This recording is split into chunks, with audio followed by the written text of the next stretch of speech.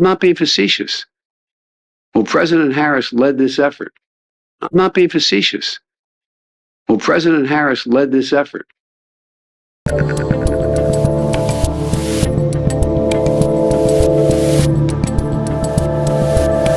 I'm not being facetious either. I'm Dave Rubin. This is the Rubin Report. It's July 23rd, 2024. We're live streaming, as always, on Rumble, YouTube, and Locals. Join us for a post-game show, rubinreport.locals.com. And holy schmoly, is there a lot going on in the world right now. We have as dense a show as we possibly could do. Before we get into it, I do want to address something because my emails have been blowing up, my texts have been blowing up, the phone calls, however people communicate with me via pigeon or whatever. Yes, I am going off the grid, regardless of what happens over the course of the next week. And no, I will not know what is going on for August. Short of like World War III or Godzilla, I will not be brought back on. Like, they can have Biden, they can have Kamala, they can have Gay Pete, they can have Trump taken out, any combination of any of those things and a whole bunch of stuff that we cannot imagine. I am still going to be gone. We will have some content for you guys in August, because if you don't put up content, we get booted out of the algorithm, and then we don't want to do that. So we will have some stuff for you. But yes, I will be disappearing, and good luck to everybody. But we'll do more on that next week. Obviously, there's a ton to talk about today. There was the big hearing in Congress yesterday as it relates to the attempted assassination of Donald Trump, which feels like it was news already from 4 years ago, but it was only about 9 days ago, which is just absolutely crazy. Also, it's been several days now that nobody, at least in public, has seen Joe Biden. That seems a little bit weird, considering, as we talked about yesterday, this letter that he posted on the Twitter account, which obviously he is not allowed to control, was not on White House stationery. It was a digital signature and all that. And now we're seeing what really was the obvious next step of all of this. They just had to figure out how to get rid of Joe, which, you know, I'm not from the future, but yes, I was calling for a long time. Now we're just seeing the coronation, or at least temporary coronation, of Kamala Harris. That too may just be a test. And if they see that she's going to crash and burn, they'll figure out something else.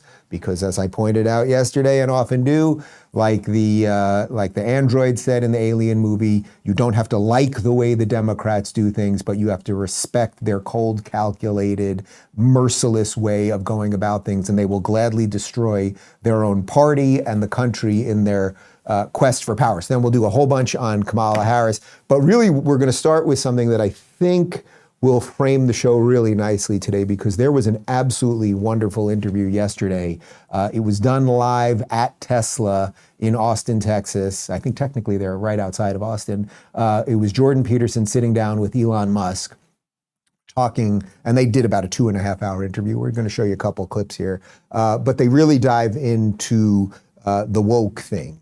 And the woke thing, you thought maybe I could do a show without wokeness because we're so in the Trump assassination, Biden, Kamala thing, but it's deeply connected to that. Like, when we see all of our systems fail, it's because we allowed this horrific mind virus into the system, and now it is basically eating the system alive. So I want to start with this. Here is Elon telling Jordan Peterson that his son was killed by the woke mind virus. Why are you willing to make this an issue? Do you think? I mean, well, it's sort of like the natalist issue. It happened to one of my older boys, where I was essentially tricked into signing documents for one of my older boys, Xavier. This was before I had really any understanding of what was going on, and we had COVID going on, and so there was a lot of confusion. I was told, Xavier might commit suicide if he did. That was a lie right from the outset. No reliable clinician ever believed that. There was never any evidence for that. And also, if there's a higher suicide rate, the reason is because of the underlying depression and anxiety, and not because of the gender dysphoria. And every goddamn clinician knows that too. And they're too cowardly to come out and say it. Right? And so and then we end up in exactly, when I saw that lie start to propagate, it just made the hair on the back of my neck stand up. It's like, I see. So you're telling parents that unless they agree to this radical transformation that their children are going to die, and you think that's moral, and you think that's true. That is so pathological that it's almost incomprehensible. I can't imagine anything worse.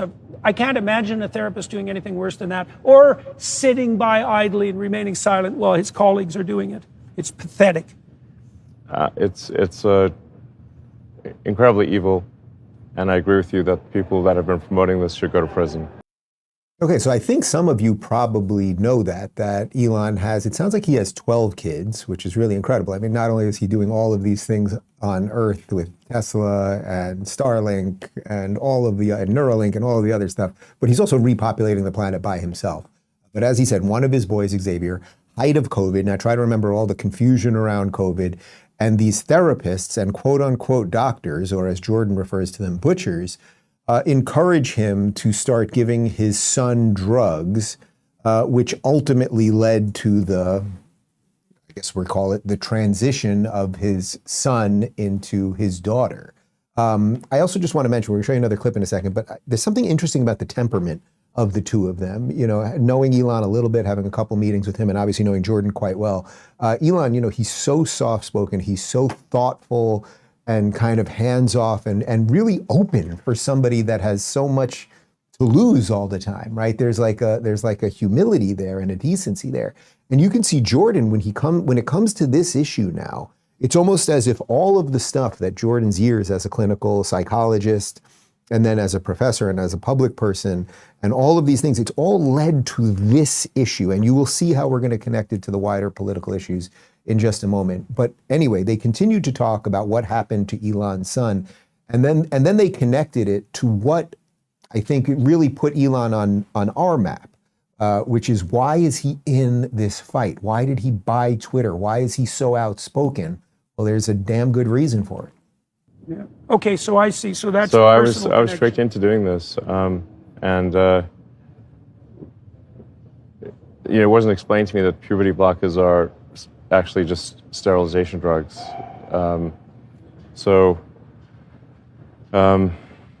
Anyway, and so I lost my son essentially. They call it dead naming for a reason. Yeah, all right. So the reason it's called dead naming is because your son is dead. So my son Xavier is dead, killed by the woke mind virus. I'm sorry to hear that. Yeah. I can't imagine what that would be like. Yeah. So. Yeah, and there's lots of people in that situation now. Right. It's not pretty, and lots of demolished kids. Yes. Yeah, well, that's a good reason to be the final straw. All right, so let's. So I vowed to destroy the woke mind virus after that. So that's the line. I vowed to destroy the woke mind virus after that. So his son, Xavier, is now, thought of as a girl or whatever. I don't think has the name Musk anymore. And as Elon is saying, they call it dead naming. My son is dead. Like, try to imagine any one of you that is a parent right now. Justin's going to turn 2 about 10 days from now. Like, try to imagine if they took your child, encouraged you or confused you enough, or in the fog of COVID and everything else, started doing all these things to your child and not misgendering. It is actually misgendering. They started confusing your child about their gender, all of these things. Next thing you know, your kid's on drugs. Next thing you know, your kid has had his or her body altered and their psychology altered. And now try to imagine that. So you see what I'm doing here. So it starts with Elon, the human being, right? He's just an individual. He's living an extraordinary life, but he's just an individual. And he has been hit by what the system offered, and the system has been completely corrupted by this woke mind virus. So now I want to jump back to an interview about a year ago for just a moment. This is Elon on Joe Rogan's show, talking about how the woke mind virus spread, that this really should have been something contained to the most sort of crazy leftist areas like San Francisco, but because of the algorithms, because of the machines, because of this thing in my hand and in your hand right now, you might be watching this on one of them, it has been supercharged and put on steroids to spread these horrific ideas. A philosophy that would be ordinarily quite niche and geographically constrained, so that the fallout area would be limited, was effectively given an information technology weapon to propagate what is essentially a mind virus to the rest of Earth. And the outcome of that mind virus is very clear if you walk around the streets of downtown San Francisco. It is the end of civilization. That's a freaking stark warning right there. But what he's saying is, in a normal situation, or the way humanity worked for thousands and thousands of years, ideas could only spread at a certain rate, right? So you'd have a local community, and eventually you could get out of the community, and maybe someone could take a train, or first you'd have to take a horse, and then eventually you could take a train, then you could take a car, then you could take a plane. But right now, good and bad ideas can travel at the speed of light. Anyone can put out anything at any given moment. There's all the chat rooms and Discords and Reddits and all of these things to have all of these horrific ideas flow out to the universe, right? And good ideas too, right? The internet is just a tool, but the bad ideas get supercharged. People click and click and click, and then next thing you know, you have what started as a niche bad idea in a very specific geographic place. He's talking about San Francisco, and you guys all know about all the horrible things that have come out of San Francisco. Just go and see what's going on with the homeless and the drug use and everything else. But what starts there then can spread to literally everywhere, and then suddenly your child 10,000 miles away in another country suddenly has been affected by this virus. So why do we have to kill this woke mind virus? Well, if we don't, it will quite literally kill us. And that, I think, will bring us now to the more broad stuff that's happening in the world right now as it pertains to Donald Trump and much more. But we'll talk about that in just a second. Let me talk to you guys about Bunkr real quick, guys. Cybercrime has become the third largest economy in the world, trailing in size only to the US and China. Cyber criminals target people and businesses by exploiting vulnerabilities in the everyday tools we use, like email, social media messengers, free cloud storage, as well as weak passwords. In fact, just this month, AT&T announced that hackers compromised all of their customers' texts and call records, which exposes us to even more threats. Isn't anyone protecting we the people? Yeah. The people at Bunkr are. Bunkr is an affordable all-in-one app protecting you against identity theft, cybercrime, and surveillance. Bunkr includes patent-pending secure messaging, easy-to-use password management, and secure cloud storage. Why pay for several different applications when you can protect yourself with Bunkr for $12 annually? Bunkr is owned and operated by security professionals with a long history of protecting the public against cyber criminals and surveillance. There has never been a more important time than right now to protect yourself and the people you care about. So for a limited time, Bunkr is offering a 1-year free trial for you and your friends and family when you sign up today. Download Bunkr from the Apple App Store or Play Store using offer code Rubin to get the first year free. And now back to me. Okay, so when we talk about this woke mind virus, we see how it is affecting young people. We all get that, the gender confusion, the obsession with race, an 8-year-old who will be discriminated against because he's Asian or because he's white. You guys get all of that. But now let's kind of layer that up throughout society. So what was the big story only 9 days ago? Somebody tried to kill Donald Trump, and there is an awful lot of video evidence that there was a cataclysmic failure by the Secret Service. So first, let's jump back to the director of the Secret Service. This is a couple years ago, Kimberly Cheadle, saying that she would ensure to hire a diverse workforce, not the best qualified to protect, say, the president or former president of the United States, but a diverse workforce. I'm very conscious as I sit in this chair now of making sure that we need to attract diverse candidates and ensure that we are developing and giving opportunities to everybody in our workforce, and particularly women. That workforce will be pivotal for the 2024 campaign season, which for the first time includes a former president who already has lifetime protection. Agents were there when Donald Trump was arraigned in New York. We were able to work out the details ahead of time of how that particular day was going to go, but we will always ensure the safety of all of our protectees that we have. The service has a zero-fail mission, a mission officers are training to uphold, pretending this field is the most famous address in America. Okay, well, congratulations, Cheadle. You did do the diverse thing. You did bring in more women, and you guys have all seen the videos of the several Secret Service women who are significantly shorter than Donald Trump. Donald Trump's about 6'4", and they don't know where to put their guns. The woman can't get the gun in the holster. They're all looking very confused. One's fiddling with her sunglasses. But this is what they did. They made the department woke, and it almost led to the assassination of Donald Trump. And if you think everything's crazy right now, with Joe Biden being missing and a coronation of Kamala Harris, who nobody has voted for or anything else, imagine the backdrop of all of that being that Donald Trump was dead. Well, that's how freaking close we got to all of this. Well, anyway, yesterday there was a congressional hearing. They dragged out Cheadle. She clearly did not want to be there. And she was asked a whole bunch of questions about the obvious failure of that moment 9 days ago.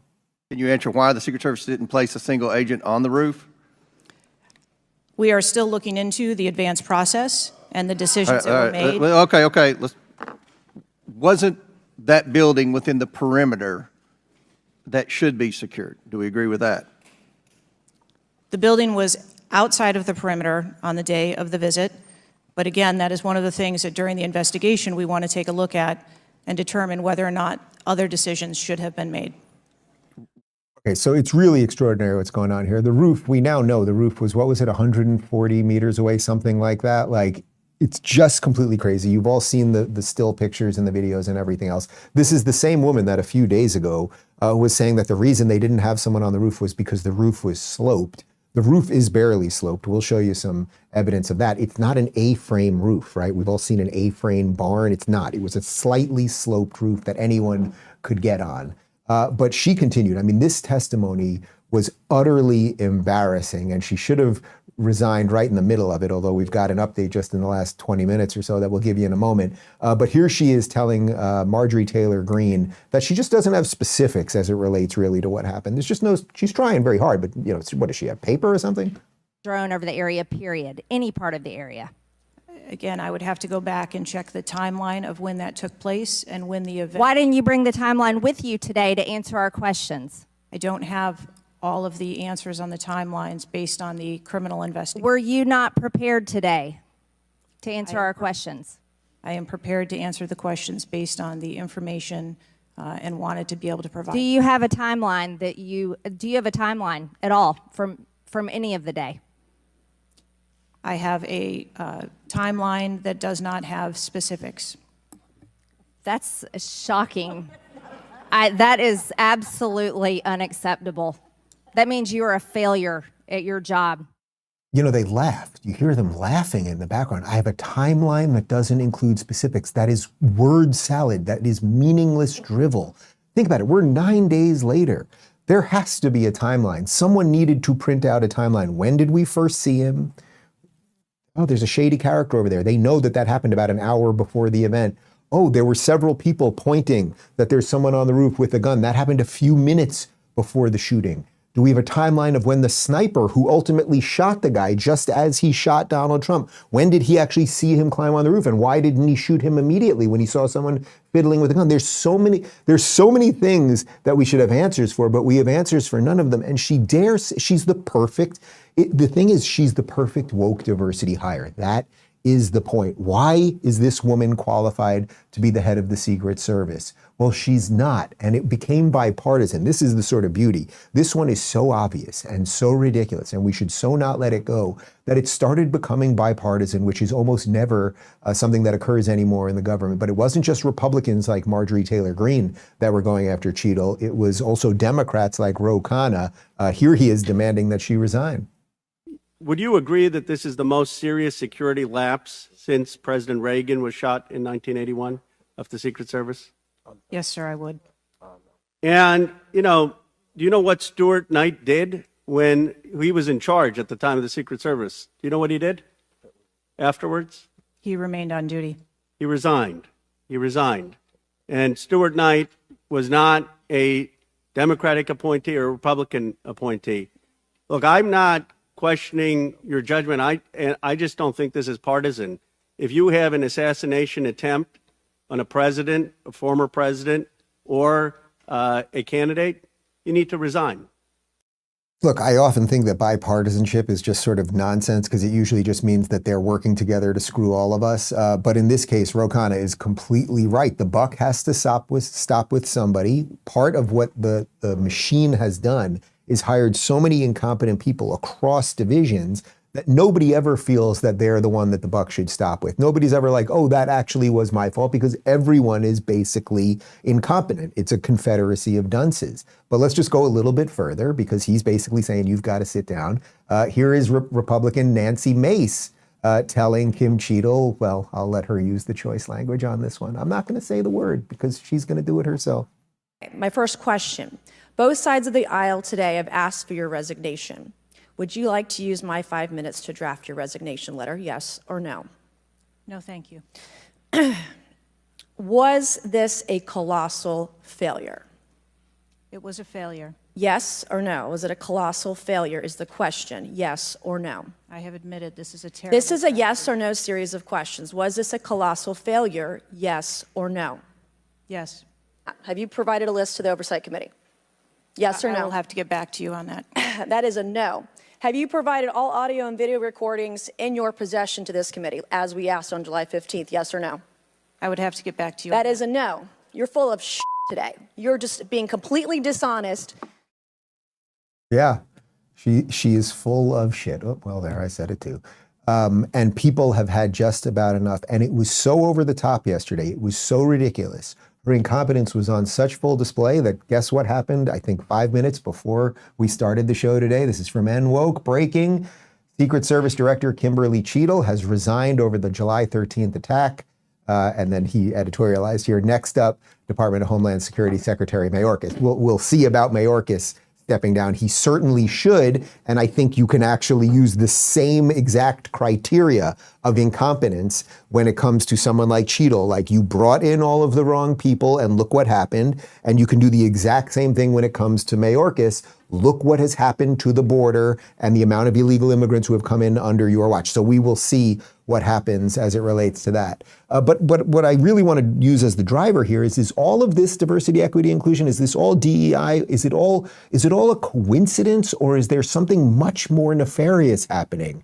Is there something much more twisted happening in that we can have a 9-day span where Donald Trump is almost killed and Joe Biden steps down via a tweet that no one has any sort of video or picture evidence of, and now Kamala has been coronated? Like, is there something else going on there? I'm actually just posing the question. We'll get to maybe some answers on the other side. Let me tell you about RAMP real quick. Guys, running a business is tricky, and you have to stay on top of every little detail across expenses, payments, and accounting.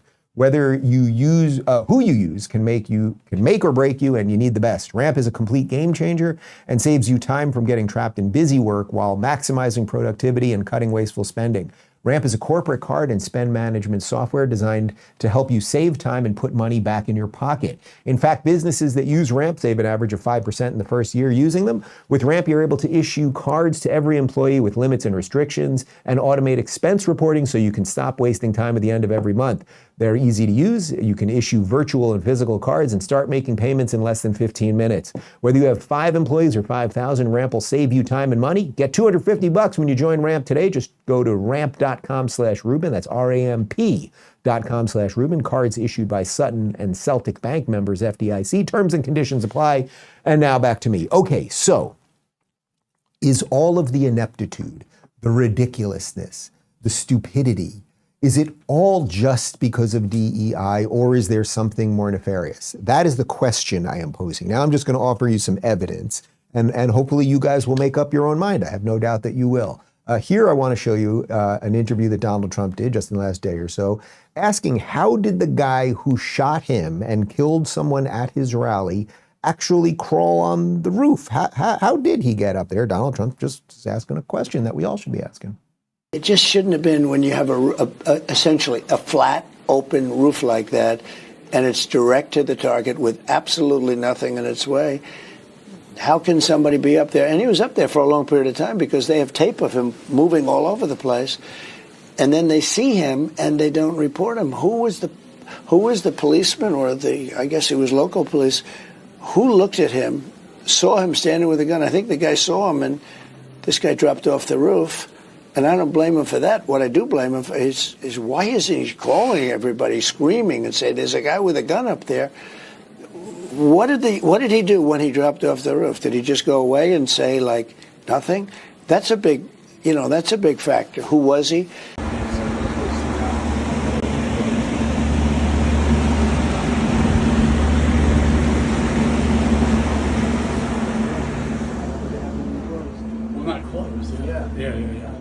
Okay, so everything Donald Trump asked about right there is completely legit, right? That's obvious. And then, of course, the video that you see there at the end is that slightly sloped roof. I'm fairly certain that my 2-year-old boys could be on that roof and not fall off for quite some time. But the argument that Cheadle was making was the roof was so sloped, it was going to be a danger to their agents, which is so psychotic. It's not only psychotic on its face, as if people couldn't stand on that roof, but it's also an invitation telling any would-be assassin, just get anywhere near a roof that's, kind of like 5% off, and we'll see what happens. So the question I am posing once again is, has all of this DEI just destroyed everything because the ideas are bad, because it's smuggled in incompetent people, right? The idea was, we're going to have diverse people, but ultimately what it gave you was a bunch of incompetent people, right? Because you didn't go for choosing the best of the best. You just wanted diversity for the sake of diversity. Or is there something more nefarious going on? I want to read this tweet by a syndicated columnist at the Foundation for Defense of Democracies. His name is Joel Mowbray. I thought this was quite interesting. He wrote, "We're only starting to dig into the cover-up of Biden's cognitive decline. Everyone knows Kamala Harris is going to be under the microscope, but key to the cover-up was Kim Cheadle. Look at her record detailed below, and it's clear she was hired to help conceal from the public Biden's true condition. No one has more direct access to and intimate knowledge of the president than his protection detail. Cheadle would know this since she had served on both Joe and Jill Biden's details during the Obama years. That is why she was hired. The Biden family needed someone they could trust in charge of the Secret Service. Stephen Nelson reported that Jill Biden and top advisor Anthony Bernal pushed hard for Cheadle's hiring. His excellent New York Post story then implied that it was for some DEI purpose. But this misses the point about how the Bidens have operated, prioritizing secrecy regarding the President of the United States' true condition over pretty much everything else. That's why even the White House resident staff was kept at arm's length. It also helps explain what Susan Crabtree had reported and initially denied by Secret Service, that the agency had diverted resources and manpower to a Jill Biden event the same day. This inexplicable decision was just confirmed by whistleblowers through Empower US, who Senator Chuck Grassley cited in a letter this weekend. In short, the USSS assigned only 3 Secret Service post standers to Trump's rally in Butler, Pennsylvania, compared to 12 post standers for Jill Biden's much, much smaller dinner event at an hour away in Pittsburgh. Given the known threats to Trump, even aside from the apparently credible threats from Iran, this disparity only makes sense through the prism of Cheadle's bias from a close personal bond with the Bidens. The Bidens forged such a bond with the President of the United States' personal doctor, Dr. Kevin O'Connor. Per terrific reporting by Shrek Reports, O'Connor became close personal friends with the Bidens during the Obama administration, and he even pursued business together with James Biden. Everyone serious understands that Dr. O'Connor's rosy pronouncements about Biden's health were central to the cover-up of Biden's rapidly deteriorating condition. Now it is time to ask these questions about what Cheadle was expected to help cover up. Congress should be asking these questions, though if the past week is any indication, it will probably be Dan Bongino or Susan Crabtree getting those answers first. We certainly need and deserve answers regarding Cheadle's cozy relationship with the Bidens, especially to what extent hiring her for covering up Biden's cognitive decline helped lead to the assassination attempt on July 13th. Okay, guys, so look, I get it. That was a lot of reading and there's a lot there. But the driving point is we have clearly, I think, over the last couple of years, all laid out why wokeness is destroying so many things, why schools are teaching the wrong things, why children are confused about their gender, why so many people think that the founding of this country is bad. But now we are seeing it leak up into the sort of highest levels of government and society, because it is fairly clear that there is some connection between Cheadle being hired in the first place And then not only potentially what happened with Donald Trump, because they put the wrong people around him, they put these women around him, they didn't put enough people around him while they were spending more time taking care of Jill Biden, who's obviously under far less threat. Not only that, but that Cheadle herself probably, and it's almost without question. I don't need a paper to be put in front of me to tell me this is true. She is the head of the Secret Service. Obviously, people have known what's going on with Joe Biden. There is a certain amount of people. It must include the chief of staff. It includes the doctor. It has to include some of the agents. And clearly, they were keeping other people at the White House away from Biden. People have known what is going on. Someone knows what he's been drugged with. That is the conspiracy. What have I been saying all along? The scandal was the non-scandal. The scandal that there has been no scandal this entire time. But now you're seeing a weird connection between what just happened with Donald Trump and Cheadle, who should have been in charge of his security, and what just happened with Joe Biden and Cheadle, who should have been aware of what was going on with him cognitively, but probably got the job because she was aware of it and she was willing to play along. Okay, so Biden's hidden health is signaling to us that there is something nefarious going on here that is not just DEI, right? It's perhaps a little bit of both. I'm not exactly sure. I want to read you this tweet. It's a long one from Newsmax host Todd Starnes. Something smells. Why would President Biden announce such a momentous and historic decision on a Sunday afternoon on a social media platform? The letter he posted was not written on White House stationery, and his signature appeared to be photoshopped. Also, Biden's signature was underlined, and he typically does not underline his name. His staff only found out once the message had been posted on X. And cabinet members were notified by the chief of staff, not Biden. The last time the public saw Biden, he feebly walked down the stairs of Air Force One and had to be physically assisted into the presidential limo. He has not been seen in public since. How do we know that Biden wrote that letter? And how do we know that Biden posted the letter on his X page? There wasn't even an official White House photograph of the moment. And now get this. His brother Frank Biden told CBS News that health absolutely was the deciding factor in the decision. And then he told CBS, selfishly, I will have him back to enjoy whatever time he has left. Is President Biden still alive? Is he awake and alert? Is he in command of his faculties? With respect, we need to see proof of life. Look, guys, I don't know what is going on here exactly, right? I don't know any more than you, but I think we're seeing a whole bunch of breadcrumbs here. And is it possible that in 2 days from now, apparently just this morning now, they've said that Biden is going to give some public speech about all of this on Thursday. Is it possible they will drug him up again and he will be able to slur out some speech and not take any questions and make it seem like he's somewhat functioning? Of course. Is it possible that it's much worse than that right now and they needed a couple days for the coronation of Kamala? Of course. But the point is, we don't even have a media that cares. I tweeted it out this morning, but why is it right now the only people who seem to care where the Democrat president is are Republicans? There are no Democrats asking for proof of life from the president. That seems a little bit odd. Jake Tapper this morning is tweeting about how George Clooney has endorsed Kamala Harris, but it's like, okay, that's just fine. But Jake, if you're a journalist, how about maybe just one sentence on your show today saying, where is Joe Biden? Can we get a photograph of him?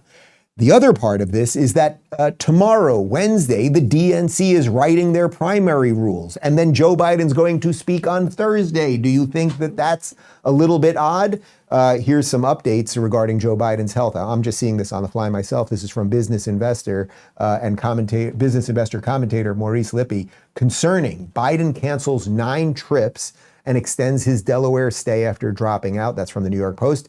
Biden jumped in on a call to the campaign headquarters earlier whilst Kamala was speaking, and this then raised eyebrows that the call is actually a recording. Biden hasn't been seen publicly in person, on camera or video in 4 days, raising concerns that the president might be too sick to perform his duties as president. A scheduled meeting with Israeli Prime Minister Netanyahu is canceled, and it looks like there won't be anything else on the agenda for a week. Now, if I could pause for a moment and go back about 3 weeks ago, the day after that disastrous debate, which again feels like a lifetime ago. The assassination feels like a lifetime ago, and then that disastrous debate feels like 3 lifetimes ago. That morning, I was up super early for a flight to Los Angeles. I tweeted this out at about, I think it was about 4 a.m. or so, and I'd just like to read this because I called all of this. And again, I'm not from the future. I'm just not brain dead. They can put that on my epitaph. Up early for a flight, couple thoughts. The debate was intentionally moved months earlier than normal to take Biden out. In that sense, Trump fell for it because now Newsom or Hillary or whoever will be swapped in, and all the energy and focus goes to them, not Trump, who did a great job and has seemingly unstoppable momentum. Think how different this would all be if what we saw happen last night took place in September or October, right before the election, rather than June with plenty of time for moves. Biden, to whatever extent he is the functioning president, is now a serious danger to our country, and our enemies know that. And the idea Kamala could be president even for a day is completely bananas. Biden needs to step down or be removed immediately. The media who ran cover for him should all be mocked to high hell. Had he not totally imploded last night, they would still be telling us not to see what has been plainly obvious. They deserve nothing but mockery and scorn. Now that the dam is broken, the leaks will start from the White House. Who knew about his condition? What were they drugging him with? How long has it been going on? And most importantly, who really has been in charge? Because it obviously hasn't been Biden. It's likely Obama via holdovers, and if that's not treason, I don't know what it is. Crazy. So look, again, I basically called it. I'm not patting myself on the back. Many other people said it too, but if we don't acknowledge that these things are happening, and they just happen so damn fast, we just forget what happened yesterday, it will keep happening again and again. So to sum it up, sort of where we're at the show at this point, there is an awful lot of incompetence that has been ushered into the system because of DEI, but I also think there's something very, very nefarious going on here. I want to read this tweet that I read to you yesterday from Harmeet Dillon. If this shit were happening in another country, an assassination attempt on opposition leader, disappearing the current president, and installing a puppet regime overnight, the UN would send special forces and the warmongers would start to feel a tingle up their legs. I mean, guys, I'm not for the UN sending special forces anywhere. The UN building should be just kicked out of the United States or leveled or anything else. I mean, it's an evil organization, but the driving point there is right. If this was happening in Russia, if Putin's opposition was almost killed the week before and then Putin just disappeared, we'd all be like, something weird's going on in Russia. But because it's happening right in front of our faces, we're like, oh, I guess it's just kind of normal. But if you still don't believe me, I think we can get to some other stuff that might prove it a bit further. But first, let me tell you about Fume. Guys, we've all had bad habits. My friend was the kind who thinks he's doing well with going without. And then you're out with some buddies and you're all reaching for your bad habits. And then you feel the urge not to be left out and asked to borrow one of theirs. Well, what if I told you there's a better alternative that helps you kick your bad habit in an enjoyable way, something you can take with you? Fume. Fume draws flavor to your mouth and fills the void ditching a bad habit can leave. It's not a vape, it has no vapor, it's non-toxic and non-addictive. You also won't ever have to charge it. Fume has served over 300,000 customers, and you can be the next success story. For a limited time, use code Rubin to get a free gift with your Journey Pack. Head over to TryFume, that's tryfum.com, and use code Rubin to get a free gift with your order today. And now back to me. Okay, so the other part of all of this is that, again, Biden is missing. No White House logo on the letterhead. We haven't seen him. Why didn't they at least take a picture? Nothing. And then they just anoint Kamala. And suddenly she has supposedly raised $81 million, which is kind of funny because that's the amount of people, apparently 81 million people that voted for Joe last time, if we're to believe any of this. They've flipped the Biden campaign headquarters. Even the Twitter account is now the Kamala campaign headquarters. And here she is at her campaign headquarters. Now remember, a woman who nobody voted for, who was, I think, the first person to drop out in the primary when she was running against Joe just 4 years ago. Here she is, living large. I was the elected Attorney General, as I've mentioned, of California. And before that, I was a courtroom prosecutor. In those roles, I took on perpetrators of all kinds.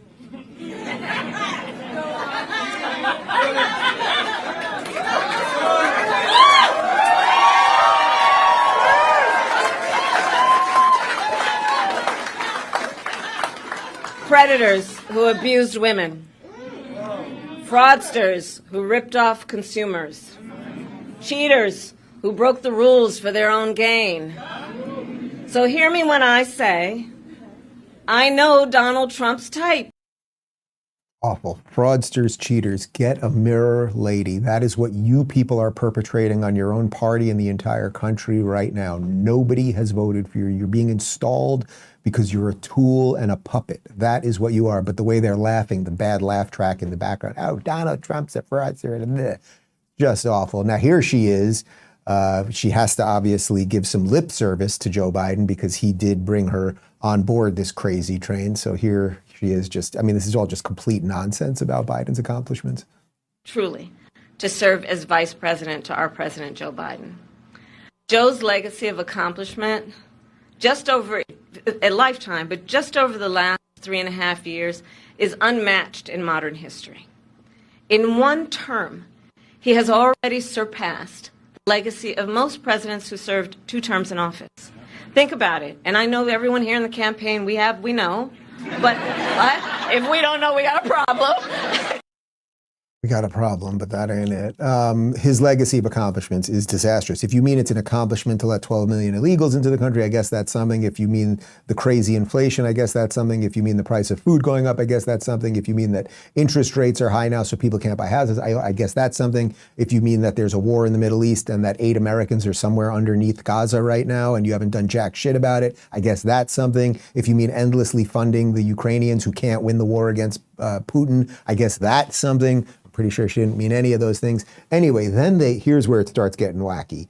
Then they had Biden call in. They didn't do a FaceTime. They didn't do a video call. They didn't take a picture of him or get him on any sort of visual. They had him call in. And now the conspiracies are flying around this because listen to him. Does this sound real? Is this AI? We simply have no idea, other than he does kind of sound a little more drugged than usual. So that might be something.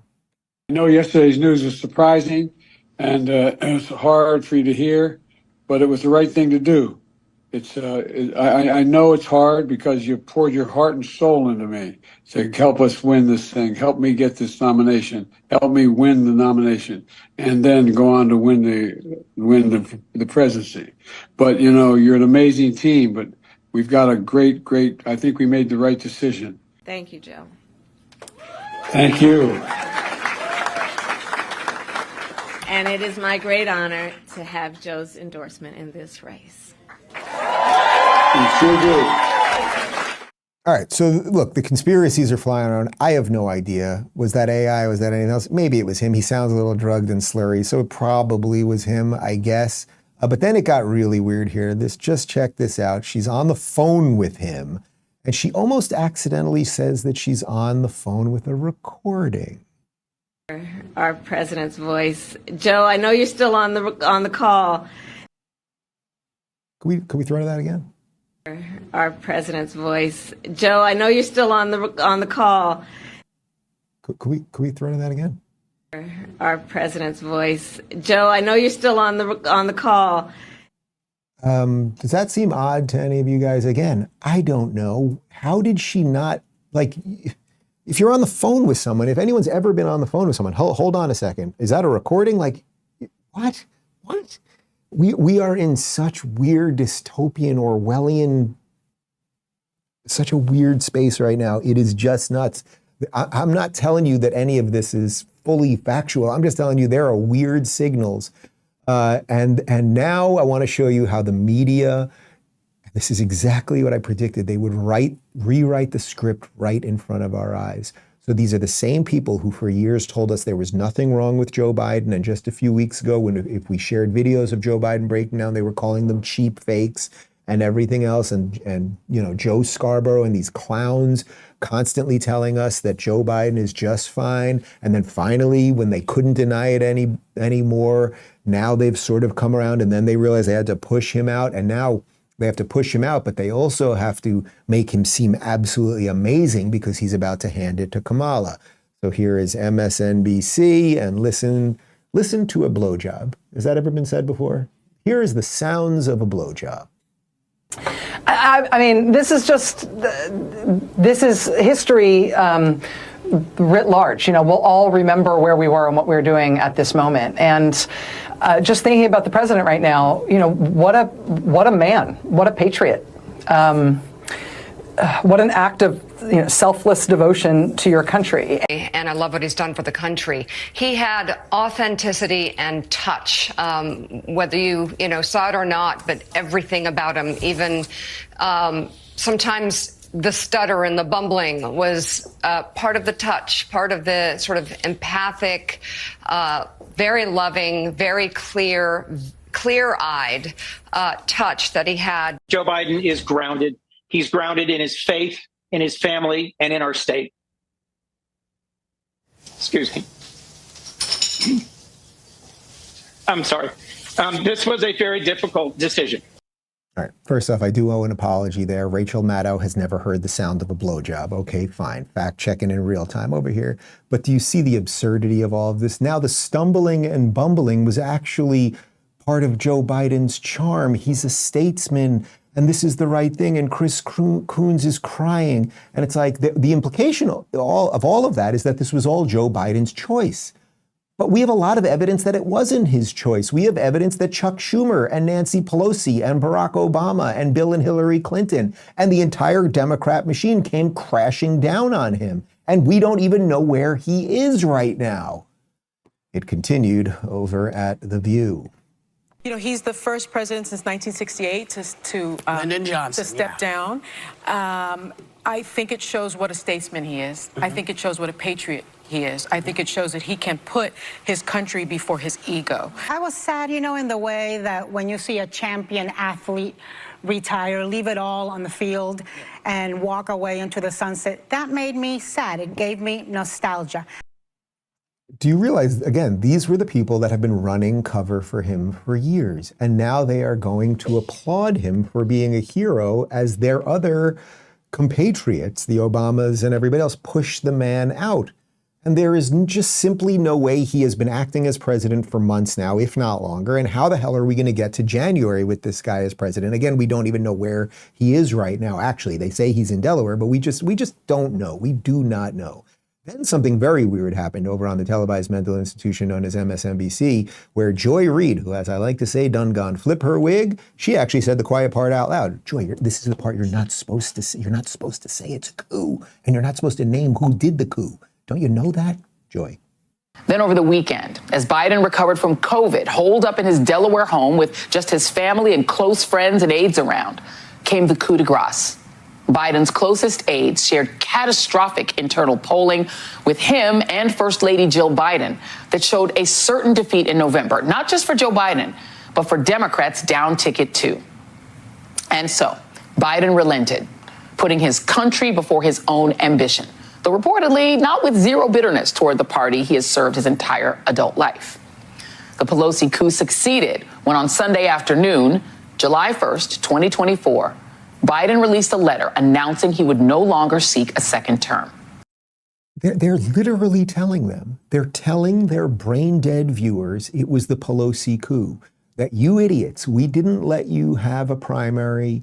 We kicked RFK out of the party, in effect, who was more of a moderate and had the Kennedy name. We completely lied to you about what has been going on with this man's health. Oh, and yeah, we're going to even call it the Pelosi coup.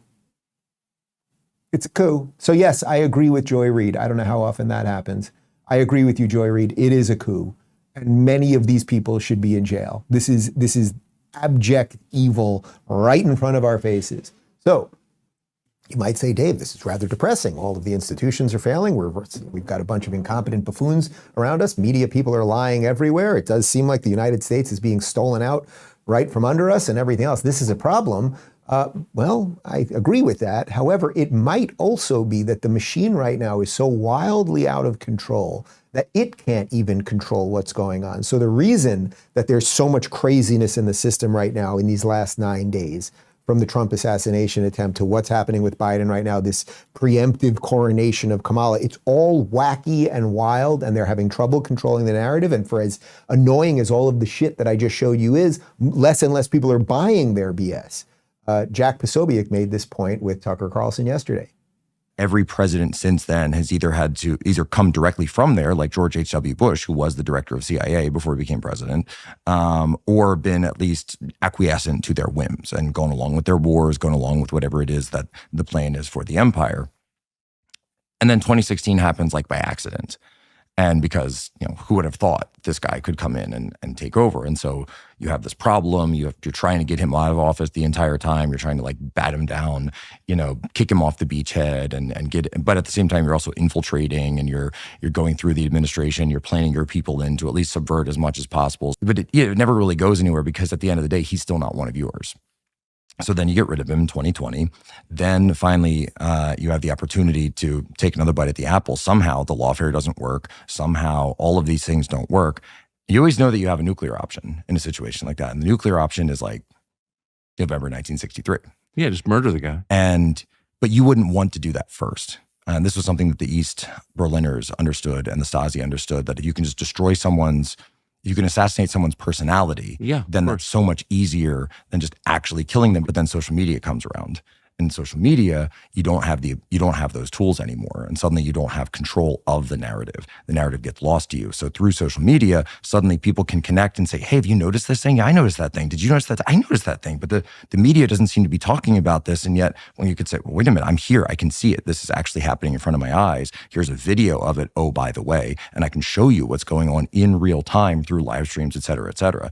And so this becomes a massive, massive problem. And so all you're left with at that point, so you lose soft power. So the oligarchs lose soft power, the machine loses soft power. Right. And so they have to go back. What do we have left? We have hard power. Persuasion doesn't work. Yeah, persuasion isn't working. You go force. So force is you might, I don't know, raid somebody's home. And you might say that there's some documents there that they shouldn't have. And then handcuffs, then convictions. But if that doesn't work, the nuclear option of November 1963 is always on the table. Yeah. Hypothetically, Tucker, hypothetically. Okay, so obviously you know what he's talking about in 1963 with John F. Kennedy. I am not saying that is all true. I don't know, but the meta-analysis does kind of ring true, that why are we being fed so many lies all of the time?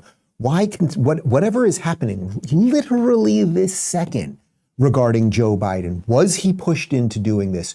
Was there actually a coup, which is what Joy Reid is saying? And Pelosi and Schumer and everybody else, they're not denying that they forced the guy out. How long did everyone know he was ill? The Secret Service people who were in charge of him covered that up, and then also were in charge of Donald Trump's protection when Donald Trump almost got killed 9 days ago, 10 days ago. So what would be the nuclear option? I don't know, kill Trump, oust Biden, get everybody so effed up on craziness that nobody knows what's going on anymore. But I think the white pill of all of this, of course, is that it does feel like it's losing control. Like when I meet people now who are like locked into the mainstream ideas, I'm like, you're nuts now. And I think more and more of us are feeling that. I want to show you one more clip of Posobiec on with Tucker, because this is what I've been talking about this exposure of the machine. If you I don't know that we can ever beat the machine, but if you at least see what the machine does, you can operate a little bit better within that, or you can feel a little bit saner if you just kind of see it for what it is. Leviathan would not be revealing itself right now if it didn't have to. If they had total control of the election process, total control of the general election, if they could just say flip a switch and put whoever they wanted in office, they would just do that. You would not see any of these extreme measures being reached to if they could just flip the switch. So there's a problem. Something's broken down. Something has gone wrong, because I think what they're really terrified of is a revolt of the people. So guys, who are the people? You. Other side of this screen, you are the people. This guy over here, you, this chick, you're the people. You're the people. Maybe enough of us are waking up and we don't want to play this ridiculous game anymore. And maybe if we expose it and then start returning to some of our founding documents, and if we start mocking the hell out of the media people who've been running cover of this, maybe we get to the other side of all of this. So it is about we the people. So what you don't want to be is an NPC. This is one of my favorite memes, as you know, that a non-playable character in a video game is just a programmed character in a video game that can only walk from here to here, or it can only shoot this way or that way. It has no cognition, right? It can't think on its own. And we have so many people who for years have been acting as NPCs. Oh, the machine tells me this. Brett Kavanaugh's a serial rapist? My God. Donald Trump said very fine people on both sides. Oh, the Russia collusion hoax, blah, blah, blah. But don't be one of those people. Here is Elon Musk, we're going full circle here, Elon Musk shared a video, actually, of Michael Malice, my buddy Michael Malice, explaining to Joe Rogan exactly what an NPC is. What is an NPC? You don't know this meme? Is that a Scientology thing? No, non-player character. Non-player character? What, you don't know about this? Do I get to tell you the NPC meme? Yes. This is the most important meme of our lifetime. Yeah. Okay, here we go, breaking it down as quickly as possible. I'm gonna show my age. Okay. When we were younger, we played games like Final Fantasy and Ultima, right? Mm-hmm. And in those games, you go to like the armor store or the weapon store, and you buy your sword or you buy your armor. Right. There's a guy running that store within the game. Yes. He does not exist outside of that store. Right. That character, all he does is buy armor and sell armor. He doesn't have a wife, he doesn't have a kid. You go there at midnight, he's there. You go there at 8 a.m., he's there. Right. He's the player characters you're playing. He's the non-player character. And the point this meme makes is the vast majority of humans are non-player characters. They have no mind outside their programming. Like, you have no mind. You're just repeating what has been programmed to you in your script. And as soon as you mention certain terms, there's just a knee-jerk speech that they give. And once you identify it, it's like the Matrix. Like, you see Agent Smith everywhere. Yeah, pretty good, right? So in the Matrix, I know it's a pain in the ass to take the red pill, right? What was the guy, remember the first Matrix movie? The guy Cypher, he knows what's going on. He actually sees the Matrix for what it is. And then he has dinner with one of the agents and he basically is like, listen, I want to go back into the Matrix. I don't want to know anymore. I want to be able to eat a steak and enjoy a steak. That's what many people are right now. They don't want to see what's going on. We've been able to look behind the curtain and it starts getting messy when you see the wizard, right? It really does. Or that little guy, as Kamala Harris calls him. But I think if more of us are playable characters, if we realize we have some autonomy and authority over our own lives, we can fix this thing because the machine wants us to be NPCs, not PCs, not playable characters. One more from yesterday from Elon and Jordan Peterson. So you've obviously decided to lay your efforts down on the side of the Trump administration in the forthcoming election, and so I think it's really, I think we need a change of administration. I think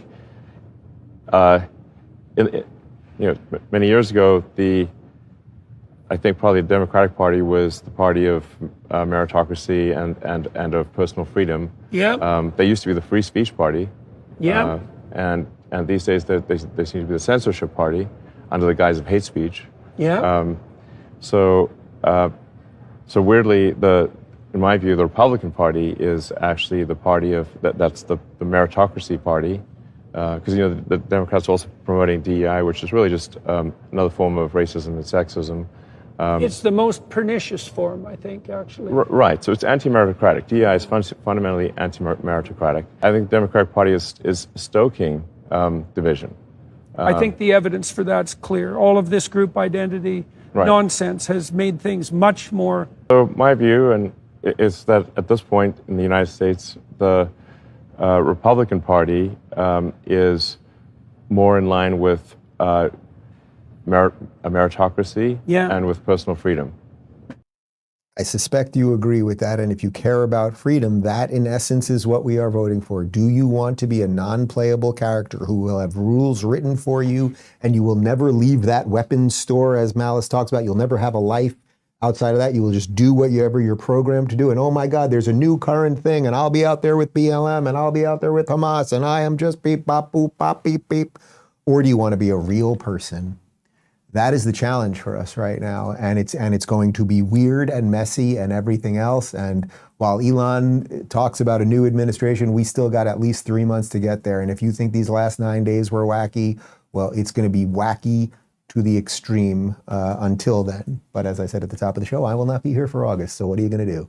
We got a post-game show, RubinReport.locals.com, in about 30 seconds. And anything else I should mention to the good people for today? Oh, and I sat down with Michael Knowles on Friday. Of course, that was before Joe Biden stepped down, but we did hear some rumors of it, so we actually addressed what we thought might happen, and we kind of nailed it, if I do say so myself. So that'll be up across platforms tonight. Full things up on Locals already. We leave you with Kamala Harris and a famous meme woman. Goodbye. What did you do to become the presidential nominee of your party? Well, sometimes you just have to hawk Tua and spit on that thing, you know?